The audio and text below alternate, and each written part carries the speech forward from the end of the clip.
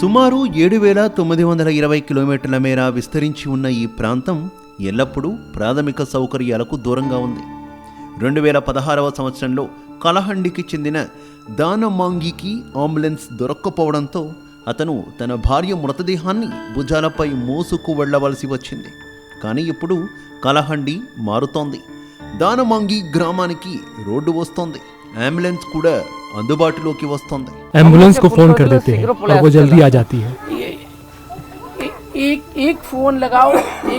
हाँ, एक फोन करेंगे और वो वहाँ से चल देगी। एम्बुलेंस आ जाती है। దానమాంగి కథను పోలిన కది కలహండికి చెందినటువంటి ఫనస్ పంజీది.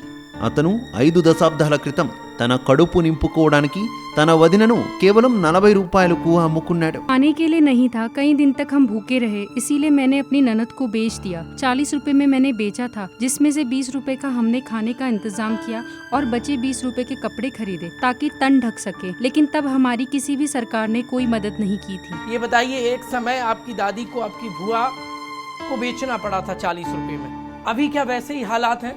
नहीं। ఇప్పుడు ఎలాంటి సమస్యలు లేవని ఫనాస్ పుంజీ చెప్పిన ఈ విషయాన్ని ఆయన మనవడు కూడా ధృవీకరించాడు. కలహండిలో ఆహార నీటి సమస్య చాలా తీవ్రంగా ఉండేది.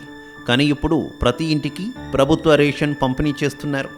గ్రామంలో కొళాయిలో నుంచి నీరు సరఫరా చేస్తున్నారు. నీటి విషయమై ప్రజల అభిప్రాయాలను వారి మాటల్లోనే విందాం.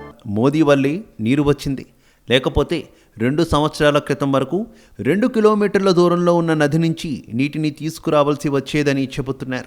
10-12 సంవత్సరాల క్రితం వరకు కలహండి కనీస సౌకర్యాల కోసం అల్లాడిపోయింది. నేడు పరిస్థితి మారిపోయింది. ఇక్కడి గ్రామాల్లో అభివృద్ధి చప్పుడు స్పష్టంగా కనిపిస్తోంది.